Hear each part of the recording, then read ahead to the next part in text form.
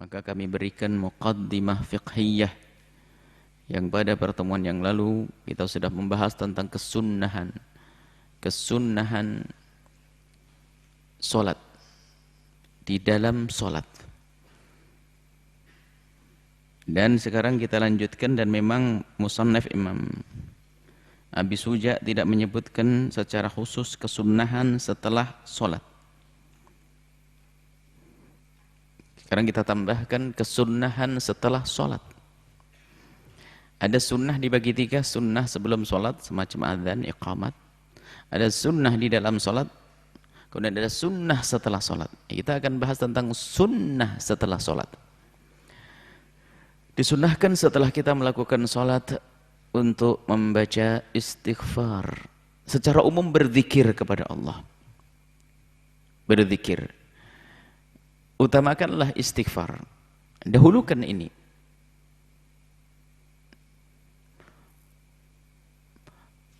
Amalan yang lain bagus seperti membaca surat Yasin, surat Waqiah dan yang lainnya, mengucapkan kalimat syahadat adalah hal yang baik. Akan tapi hendaknya di dalam kita beribadah panduannya adalah mencari contoh dulu dari baginda Nabi. Dan Nabi mengajarkan kita setelah sholat beristighfar. Mungkin dia adalah orang punya jamaah yasinan. Bagaimana kalau seandainya dia habis assalamualaikum baca surat yasin? Ya boleh saja, akan tapi tepatnya dalam baca istighfar.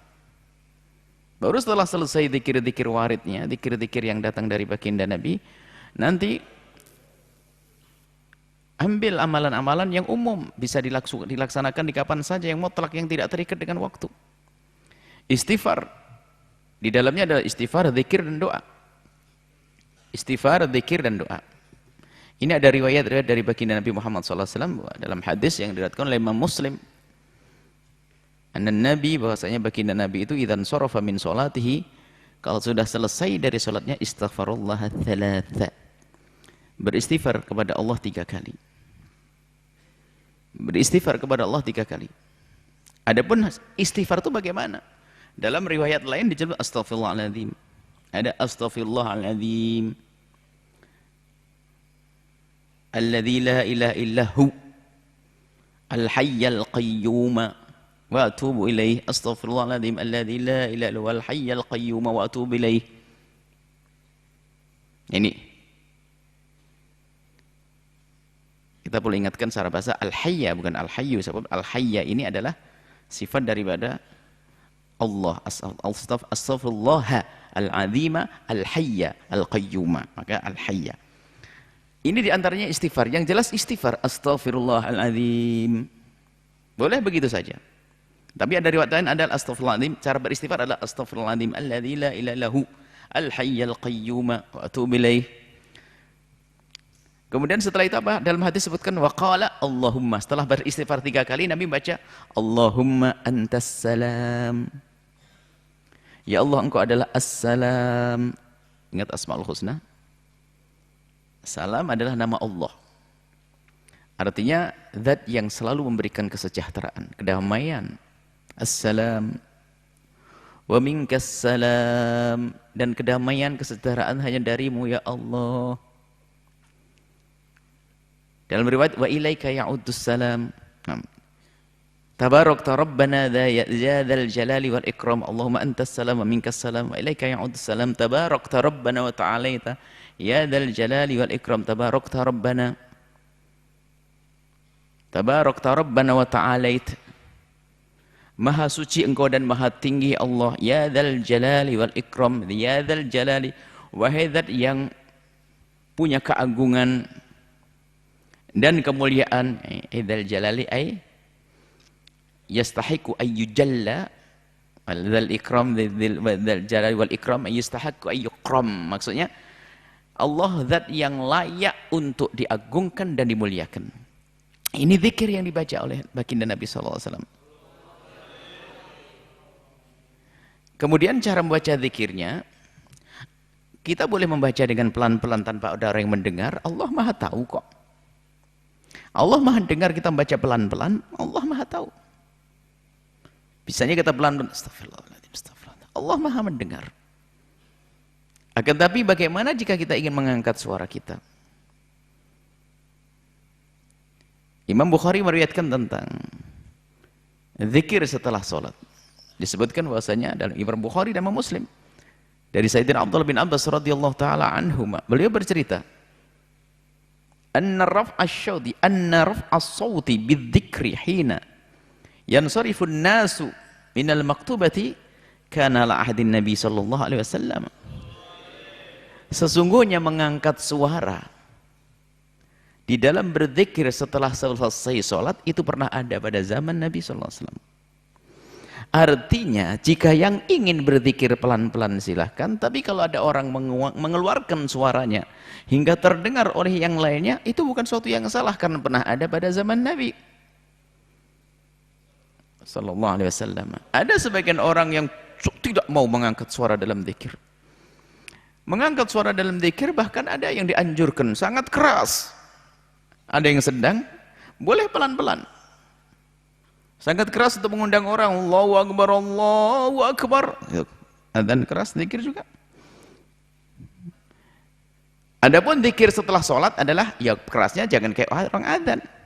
Paling tidak didengar oleh orang lain, khususnya imam jika mengeraskan ini, membantu dan menolong yang lain yang mungkin belum hafal zikir, atau belum biasa berzikir agar dibiasakan berzikir, maka imamnya mengangkat suaranya agar ditiru sama yang lainnya. Kemudian setelah itu ada zikir yang lain lagi setelah astaghfirullahaladzim, Allahumma antas salam minkas salam. Kemudian ada lagi dari riwayat Muslim, bahasanya anna Nabi SAW, Nabi pernah berkata, qala mu'aqibatun la yakhibu qailuhunna dubura kulli salatin maktubatin. Mu'aqibat ini, hal yang dibaca setelah sholat, yang orang-orang ini tidak akan rugi siapapun yang membacanya. Thalathun wa thalathuna tasbihatan, 33 tasbih. Alhamdulillah kita semua mengamalkannya. Ini hanya kita kukuhkan saja. Subhanallah, subhanallah, subhanallah, subhanallah. Subhanallah, subhanallah. Wa thalathun wa thalathuna tahmidah. Thalathun wa thalathuna tahmidatan, 33 tahmid. Alhamdulillah, alhamdulillah, alhamdulillah. Wa thalathun wa thalathuna takbiratan, 33 takbir. Allahu Akbar, Allahu Akbar, Allahu Akbar. Wa qala tamamal mi'ati, disebutkan untuk menyempurnakan 100 kan 99. Allahu Akbar kabira, Allahu Akbar, la ilaha illallah wahdahu la syarikalah, lahul mulku wa lahul hamdu, yuhyi wa yumitu wa ala kulli syai'in qadir. Ini kalau baca ini dalam hadis bukan ghufirat khatayahu wa in kanat mithla zabatil bahri, diampuni dosanya oleh Allah biarpun dosanya itu banyak sekali. Subhanallah, alhamdulillah kita mengamalkan itu semua, hanya kita perlu yakin. Makanya kalau sudah punya ilmu jangan ragu. Kemudian tambahan ini, imam itu dianjurkan kalau itu imamnya rijal, perempuan dengan laki-laki dengan laki-laki, atau laki-laki dengan semua mahramnya, anak-anaknya atau istrinya, setelah imam itu salam hendaknya memindah posisi duduknya. Tolong imam ini menunjukkan kalau imamnya ini adalah imam yang ngerti ilmu, bukan hanya seleksi dia bacaannya bagus ya karena dia punya jago qiraah atau bagaimana, tapi dengan ilmu. Di antara tandanya adalah imam itu setelah assalamualaikum memindah arah, tangan kanannya diarahkan ke jamaah, tangan kirinya diarahkan ke kiblat, supaya tidak meninggalkan jamaah, jadi mengarah ke jamaah. Setelah assalamualaikum berpindah posisi langsung, jadi kiblat kita jadikan di kanan kita, kemudian tangan kiri kita, kanan kita adalah jamaah sambil melihat. Makanya ada sahabat Nabi SAW yang paling senang di belakang Nabi agak mengiring ke kanan, sehingga pada akhirnya apa, di antara kiri dengan kanan lebih utama kanan kalau di belakang imam. Kan ada belakang imam, belakang imam yang sebelah kirinya, ada belakang imam yang kanannya. Maka lebih bagus kanannya, khususnya pada zaman Nabi. Kenapa? Kanannya ini pasti nanti dilihat oleh Nabi Muhammad SAW. Jadi seperti itu. Jadi langsung noleh itu lihat. Ini ilmunya. Seperti itu. Jadi langsung noleh, jangan langsung ngadep ke kiblat terus ditinggal imamnya, makmumnya ditinggal pergi, nggak tahu nanti. Ini adalah fikihnya tentang. Kemudian juga ini sudah, alhamdulillah sudah kita amalkan semuanya. Kemudian juga ada lagi hadis yang selama ini kita amalkan juga.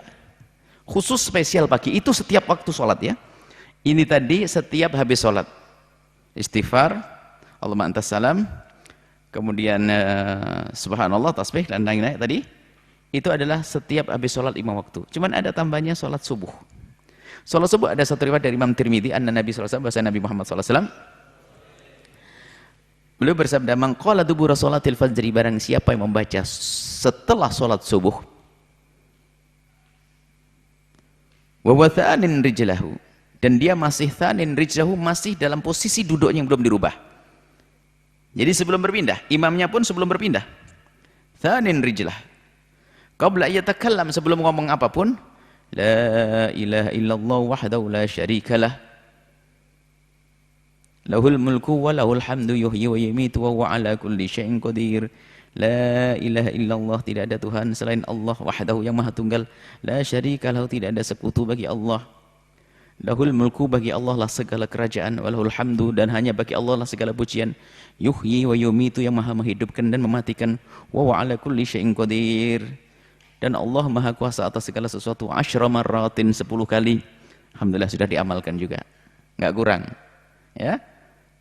Setelah sholat subuh, apa faedahnya, keutamaannya? Yang jelas kita cari ridho Allah. Cuman begitulah disebut oleh baginda Nabi, ada keutamaannya Pak. Kutiba lahu asru hasanatin, kutiba lahu asru hasanatin, ditulis 10 kebaikan. Wa muhya anhu asru sayyi'atin, dihapus 10 kejahatan, kejelekan. Wa rufi'a lahu asru darajatin, rufi'a lahu asru darajatin, diangkat 10 pangkat. Wa kana fi yaumihi dzalika, di hari itu, kullihi, semuanya insyaallah, fi khirzin min kulli makruhin, akan dijaga oleh Allah dari segala hal yang tidak kita senangi. Wa khurisa minasyaitoni, dan dijaga dari syaitan. Nah ini jangan nanti ketinggalan baca itu. La ilaha illallah wahdahu la syarika lahul mulku wal hamdu yuhyi wa yumiitu wa ala kulli syai'in qadir.